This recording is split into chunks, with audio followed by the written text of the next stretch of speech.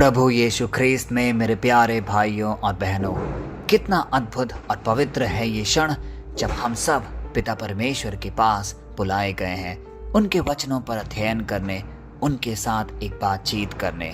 प्यारे भाइयों और बहनों, ये ऐसे अवसर हैं जो हमारे जीवन में बहुत ही खास हैं, क्योंकि ये हमें एक ऐसा दिव्य मौका प्रदान करता है कि हम दिन की शुरुआत उनके वचनों के द्वारा करें, उनके वचनों में जो मर्म है उसे समझ कर करें, और इस तरीके से हमारा जीवन परिवर्तित होता है।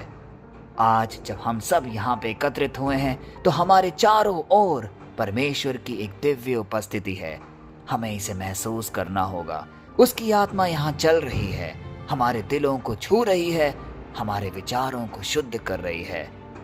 प्यारे भाइयों और बहनों, हम एक ऐसे समय में जी रहे हैं जहाँ दुनिया में कई ऐसी चीजें हैं जो हमारे ध्यान को भटका सकती है, लेकिन फिर भी यदि हम आज इस प्रार्थना सभा में उपस्थित हैं तो इसका मतलब साफ साफ यह है कि हम उसकी उपस्थिति को मायना देते हैं।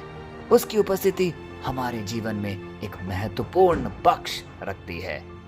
इसीलिए हमारा रक्षक वही है, हमारी चट्टान है, वह हमारी ढाल है। हर दिन जब हम सांस लेते हैं, जब हम अपनी आंखें खोलते हैं, जब हम अपने परिवार के साथ बैठते हैं, तब हमें यह याद रखना चाहिए कि यह सब उसी का दिया हुआ है, उसी की कृपा है। परमेश्वर हमें न केवल भौतिक रूप से सुरक्षित रखता है, बल्कि आत्मिक रूप से भी सुदृढ़ और संभालता है। जब हम टूट जाते हैं, वही है जो हमें उठाता है। जब हम भटकते हैं, तब वही है जिसने अपने वचन के प्रकाश से हमें निरंतर राह दिखाया है। आज उसी परमेश्वर के सामने हम दंडवत उपस्थित हैं। आज का वचन जो हम अध्ययन करने जा रहे हैं वो लिया गया है यिजकेल की पुस्तक से, अध्याय 18 पद संख्या 20। आज हम आपसे अनुरोध करेंगे कि इस वचन को हम जैसे जैसे सुन रहे हैं अपना दिल और ध्यान इस पे लगाएं, जिससे कि हम जान पाएं कि पिता परमेश्वर हमें क्या समझाना चाह रहे हैं।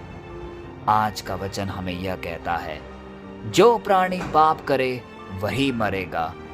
पुत्र पिता का अधर्म ना उठाएगा और ना पिता पुत्र का अधर्म उठाएगा। धर्मी का धर्म उसी पर रहेगा और दुष्ट का दुष्टता उसी पर। प्यारे भाइयों और बहनों, यह वचन सीधा और स्पष्ट है, लेकिन इसका अर्थ थोड़ा गहरा है। हमें आज इसे समझना होगा। यह उस समय कहा गया था जब इज़राइल के लोग अपनी असफलताओं और कठिनाइयों के लिए अपने पूर्वजों को दोष देते थे। वे निरंतर ये कहते थे, हमारे पिता के पापों के कारण हम आज कष्ट झेल रहे हैं। लेकिन परमेश्वर ने यिजकेल नबी के माध्यम से यह स्पष्ट कहा कि हर व्यक्ति अपने कर्मों के लिए स्वयं उत्तरदायी है। यह वचन हमें आज याद दिलाता है कि परमेश्वर न्यायी है। वह किसी के साथ भी पक्षपात नहीं करता, ना होने देता है। आज के समय में हम बहुत बार दूसरों को दोष देते हैं।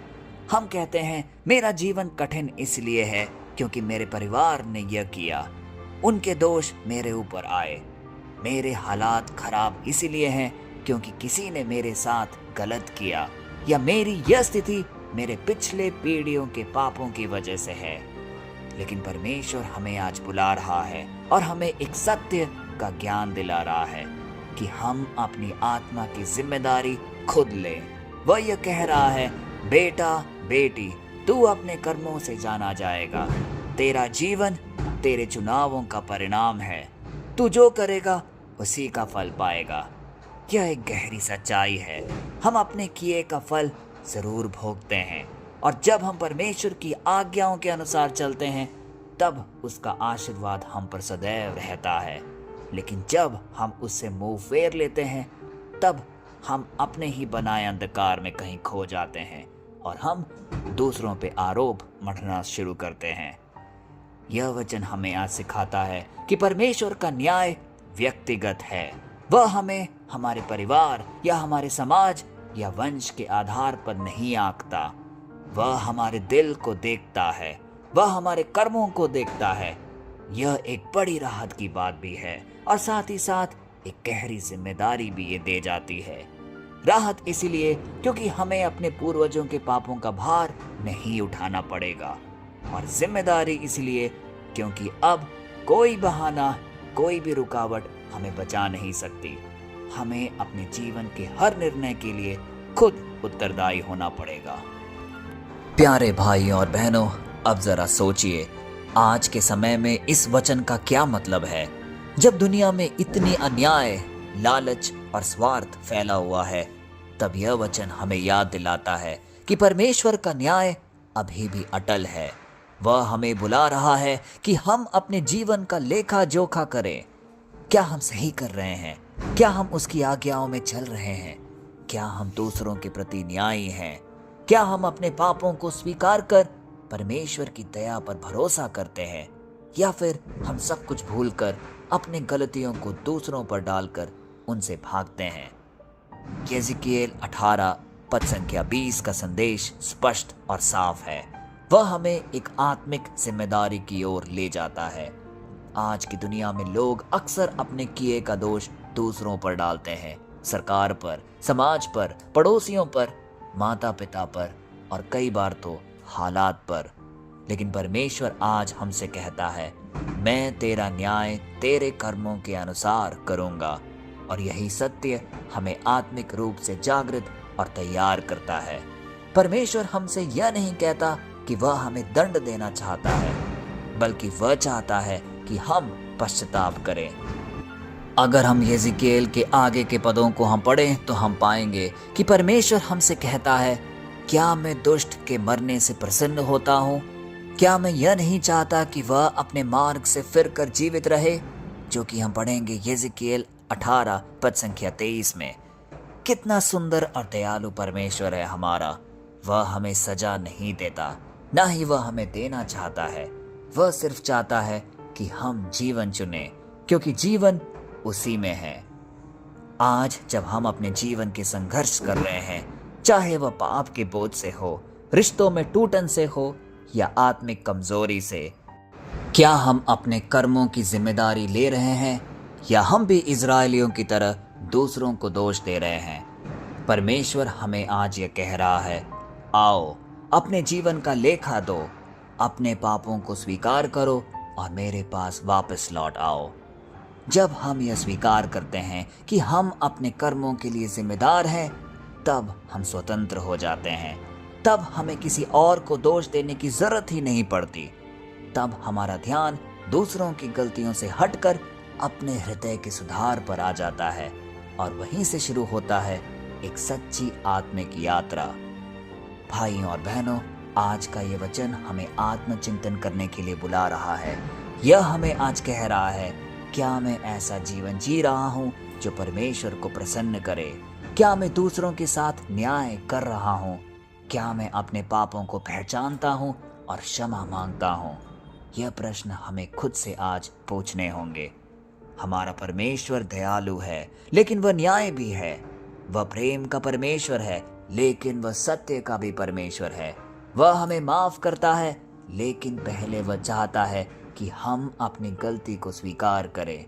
और जब हम सच्चे दिल से उसके सामने झुकते हैं, तो वह हमें क्षमा करता है और एक नई जीवन प्रदान करता है।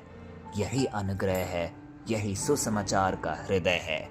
यह वचन हमें यह भी सिखाता है कि कोई भी पाप इतना बड़ा नहीं कि परमेश्वर माफ ना कर सके, लेकिन शर्त सिर्फ एक है कि हम उसे ना छिपाएं। जब हम अपने पापों को छिपाते हैं, तब हम अपने जीवन में अंधकार को न्योता देते हैं, एक जगह देते हैं। लेकिन जब हम उन्हें स्वीकारते हैं, तब प्रकाश हमारे अंदर आ जाता है, और यह प्रकाश हमें न केवल बचाता है, बल्कि हमें दूसरों के लिए भी प्रकाश बनने में मदद करता है। आज हम इस प्रार्थना सभा में एक नई शुरुआत का प्रण लें। आइए हम ये ज्ञात करें कि हम अपने जीवन का भार दूसरों पर नहीं डालेंगे। हम अपने कर्मों की जिम्मेदारी खुद लेंगे। हम अपने पापों को स्वीकार करेंगे और परमेश्वर के सामने सच्चे मन और हृदय से लौटेंगे। तब देखिएगा कैसे वह हमारी आत्मा को छुड़ाता है, वह हमारे जीवन को स्पर्श करता है, और वह हमारे जीवन में अनेकों अनेक खुशियाँ और शांति लाता है। आइए इस भाव के साथ कुछ पल अपने सिर झुकाकर पिता परमेश्वर के सम्मुख ये छोटी सी प्रार्थना बोलें। हे प्रभु, तू न्यायी है, तू प्रेम से भरा है। तूने हमें यह सिखाया कि हर व्यक्ति अपने कर्मों के लिए उत्तरदायी है।